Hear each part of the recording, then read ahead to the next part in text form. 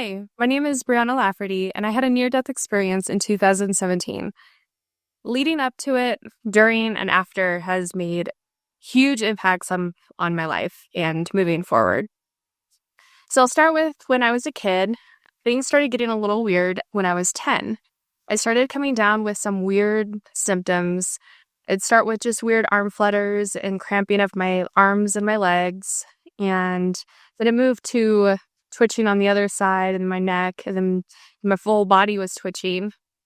And then I would start tremoring, and then I started not being able to sleep, and things just kept progressing. So we finally decided to try to see a doctor and see what was going on. And the first doctor, I think, came pretty close to diagnosing me, but unfortunately, we saw him once and he left office.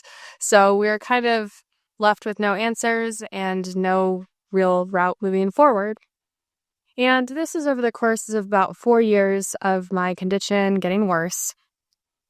And during that time, I'd also experienced paranormal activity in my house, as well as metaphysical gifts that I wasn't quite sure about, because I grew up in a Christian home and our church kind of said, you're not supposed to have these gifts or of the devil. And if you're saved, nothing could touch you. So the fact I was seeing these things and experiencing these things, I was kind of told not to say anything to the church, or, I could get ostracized. Well, at the same time I was seeing these paranormal activities, my sister was also seeing these paranormal activities.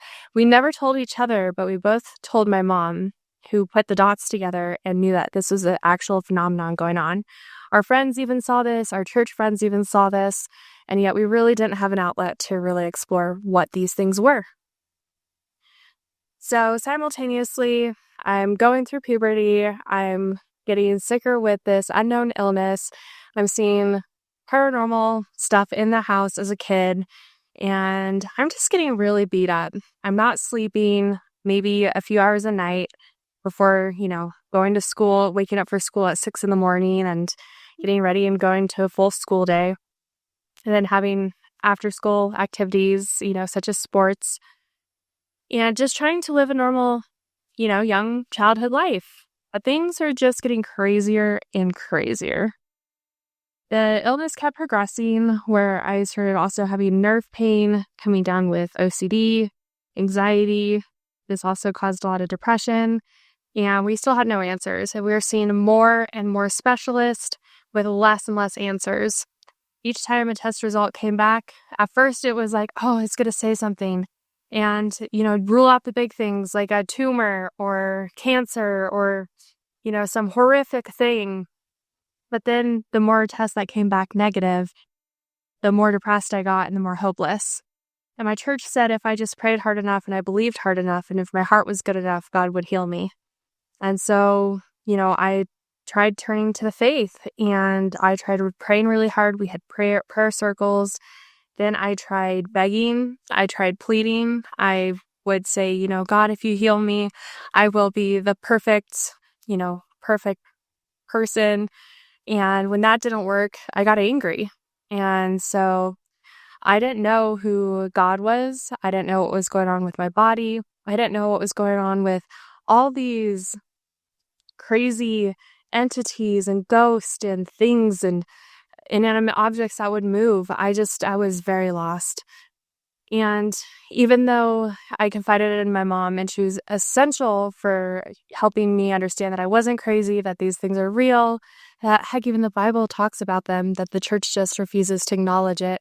It did give me some sense of comfort, and she never gave up. And she always believed that we would figure out what was wrong with me on the physical side. Well, at 18, I had given up trying to get answers. We've been trying to get answers for at least 6 or 8 years at this point. But she convinced me to go to one more doctor, and I finally was diagnosed with myoclonus dystonia, a neurological movement disorder. It is a very, very rare neurological movement disorder. Even as of August 2024, when I last looked it up, there's still estimated to be less than 1 in 1 million people who had this condition. At the time of my diagnosis, there was one single page on the internet about myoclonus dystonia. And I was at this very reputable hospital that diagnosed me. They said they had just heard about it. None of her or her colleagues had even seen the case, and they really didn't know how to go about treating me. So even though I had an answer, I had no solution. And I just kind of tried to go on living my life, even though my symptoms continued to increase. I had non-epileptic myoclonic seizures that interfered with my life quite often. The pain was very immense. The OCD was pretty crazy. And then, of course, I'm still experiencing paranormal stuff that also ramped up. And I just tried really hard to live a normal, human American life. I bought a house. I went to college.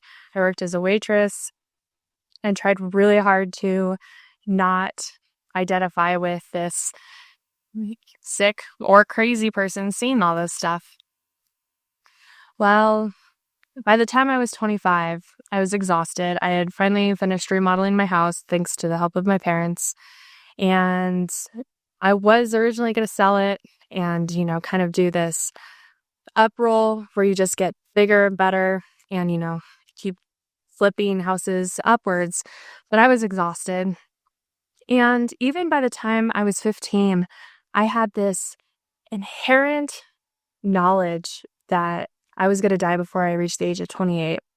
So I made the decision to sell my house, use the proceeds, and move 1,400 miles away to basically go die. I didn't know how I was going to die, and I didn't know when, but I knew it was coming. So I just wanted to live in peace. So I moved to somewhere warm because the cold made me hurt.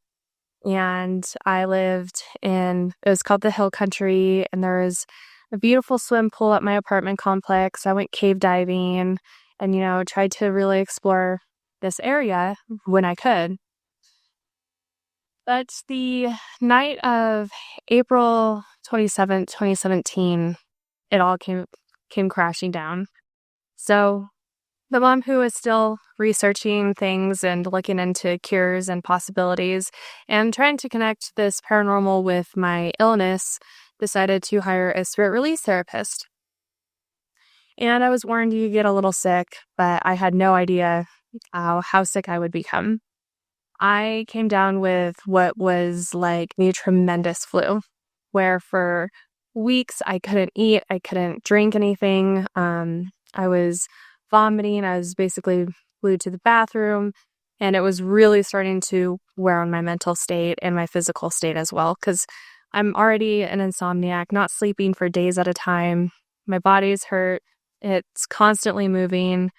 I didn't see too many paranormal things after I'd moved away from my state until the spirit release therapy. And after weeks of just being beat up, worse and worse and worse, I had nothing left to give. So in the middle of the night at 2 a.m., I was on the phone with my mom, and I told her I needed to try to get some sleep, even though I knew that wasn't going to happen. I knew she needed to try to get some sleep. So I told her goodnight. I hung up the phone, and with every ounce of me, I surrendered.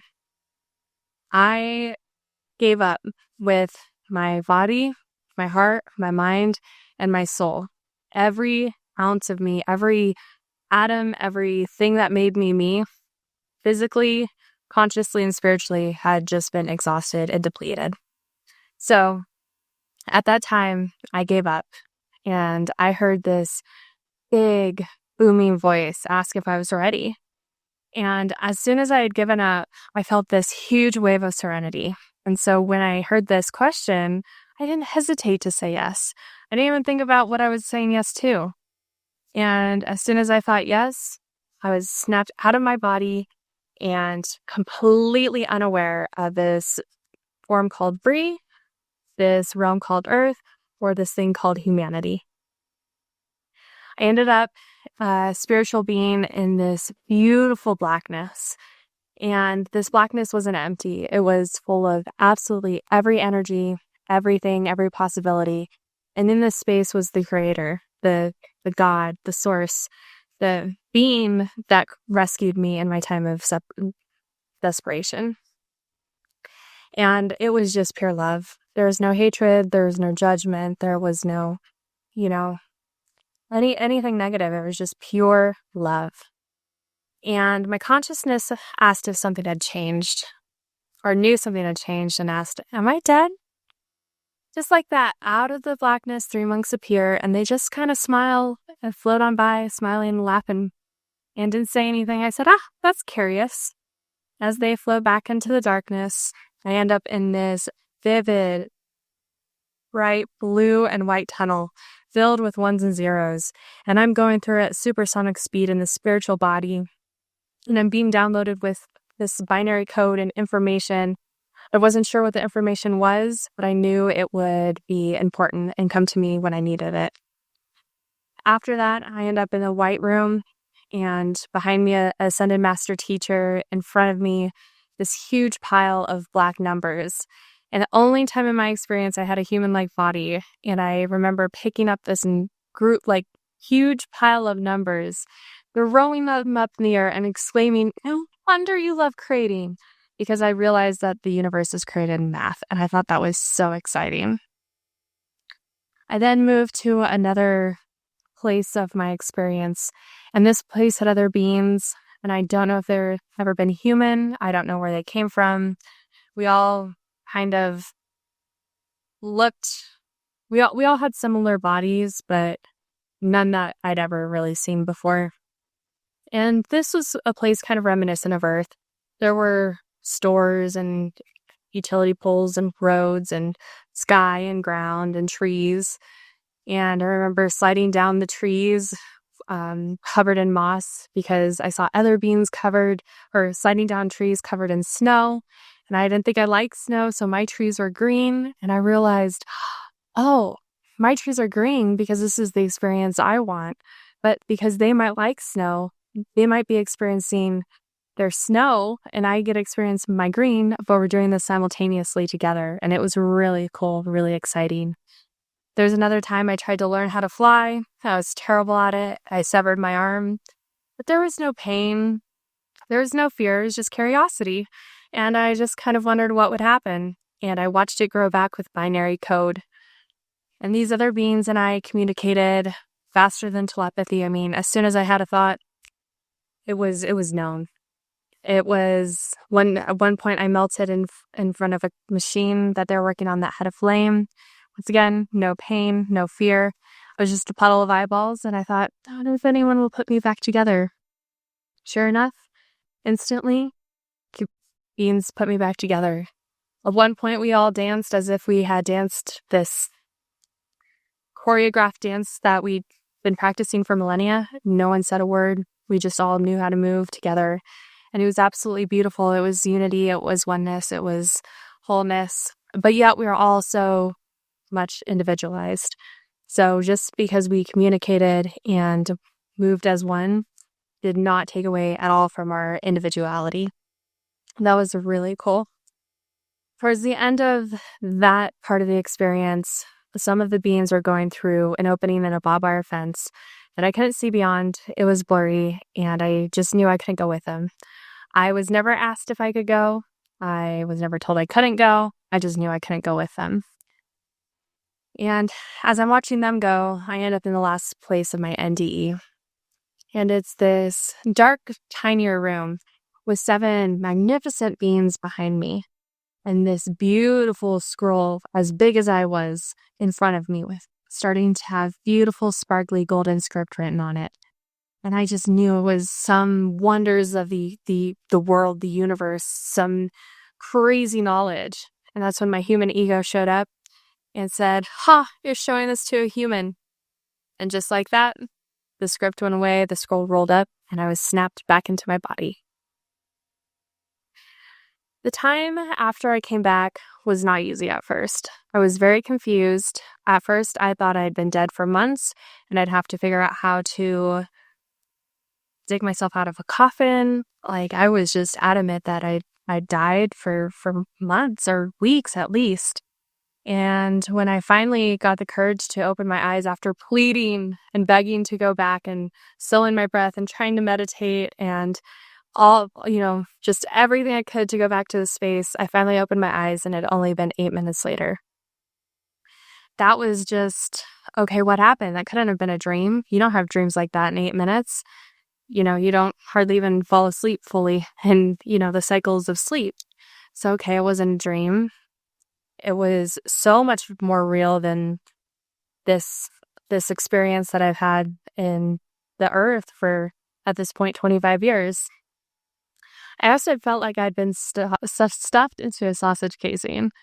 So I was this expansive being now just really constrained into this physical suit. And everything was so solid and time didn't make sense. I came back being able to hear people's thoughts, feel people's pains, even hear plants. And it was really hard. It was actually very traumatic for the first 6 months. And I wanted to do anything to get back home. And after trying to go back home, I landed myself in a 4-day coma with a traumatic brain injury and realized I didn't get another NDE. I didn't get another taste of it, and I wasn't allowed to go back. And so I decided, all right, I'm going to make the most of living here. So I worked really hard at PT, still not knowing what the heck this experience was about. And once I got better, I went back to my old career. And I was like, okay, well, we'll just pick up where we left off. I went back to my old career. I was longing for the other side. So I also started volunteering for hospice. And being able to authentically hold that energy of excitement for people transitioning to the other side without having to tell my story or why I was excited or genuinely, authentically happy for them was just an absolutely healing experience for me, and I hope for a lot of the clients I helped transition over. And I did that for a few years, and I still hadn't come to terms with my NDE. It wasn't until I finally had brain surgery for the myoclonus dystonia in 2022 and stepped away from my career. I said goodbye to this whole career I'd been working up for, and I'd climbed the ladder despite all of these challenges, and I'd finally accepted my NDE at this point, but I didn't know what to do about it. So while I was healing from brain surgery, I went deep diving. I went on the spiritual quest to figure out what it was all about, what it all meant. And I went to my first meditation retreat, and I got back into this blackness. And it was absolutely incredible. And in this blackness, binary code came and circulated through my head and my heart and actually healed me of the myoclonus dystonia I had been ill with for 22 years. And that was a huge turn in what this might all be about. And since then, there's been so many amazing different revelations and bits of information that come in and things that are making more and more sense. But one, we are absolutely powerful. The creator is within, God is within, the kingdom is within. And I was able to go within to go out of myself again. So I was able to meditate to get back to the place of my NDE, where there is all possibilities and everything that exists. There's also, I've really come to realize that we are taught out of these beautiful gifts that we have. We are born with intuition and healing abilities and basically just, some people might even call it magic, but it's just these beautiful gifts that we come here with. But it scares people of power because they want power. And if we all know how powerful we are on the inside and we learn how to tap into it, we can heal ourselves, we can heal the world, we could turn it into something beautiful. And so everything has been structured and designed to keep us away from that. Our educational systems, our government systems, even our religious systems, and our culture itself.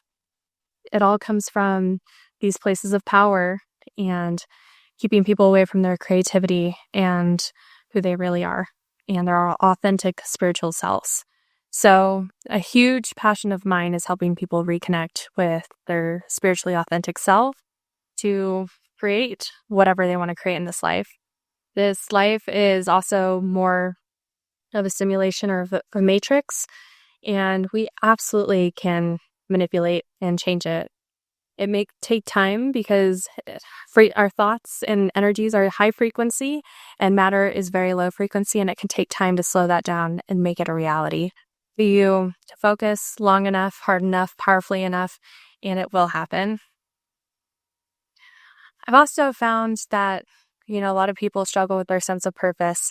But once again, it's because we have kind of been sold this lie of hypnotism. You work hard, you have a family, then you get retire and you enjoy your family. At least that's what it's like in the US. And people are depleted and they're unsatisfied. The money doesn't make them happy. The career doesn't make them happy. It might be, fulfilling in a way that it's safe. It's safe because they know what they're doing. It's safe because they've got constant income. But their soul isn't happy. And their soul is not being fed that purpose.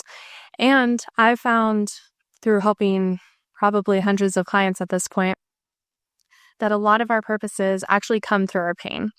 So the pain and the traumas we experience often become our purpose in life. And so if you're looking for your own purpose, I think that's a great place to start. As far as how it's changed my life in more than just my beliefs and this just complete knowing of the beyond and the afterlife and the power we have within, it's also changed my outlook. I've never been more grateful, even if I come down with new illnesses and new conditions or, life gets tough. I suffer happily. I suffer gratefully because I suffered for so long with no signs of hope. And, sometimes people would say, oh, there's a reason for it. But you suffer for 22 years with no end in sight. And you're like, no, there's not. What did I do to deserve this? What kind of horrible person am I? What did I do in a past life? I tried to explore all of that. But after having my NDE and the healing at the meditation retreat, and since digging into more of what my NDE meant, especially with how it works in this world and how this world works, I definitely have this grateful heart. And I know that whatever I'm going through, I can look back eventually and see exactly what it was all for. So even though I might not see it now, I practice patience because I know the picture will become clear and it'll be for a big reason and a big purpose. So living with a grateful heart has helped tremendously. And it's gotten rid of a lot of my worries, my anxieties, and mostly my anger. I'm no longer angry at my circumstances, and I realized I can't control my external environment.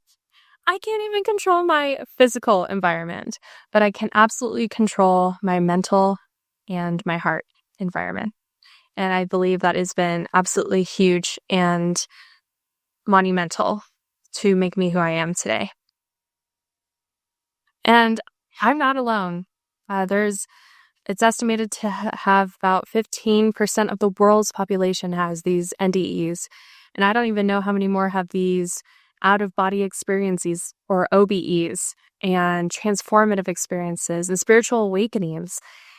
I feel there are so many people out there that you don't need to hear just one story. It took just one story for me to realize, oh my gosh, that happened. But I had to listen to maybe 100 before I found the one that resonated with me.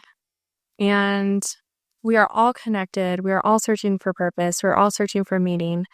But the most important thing I think you can get away from this is just how powerful you are if you just learn how to tap into yourself.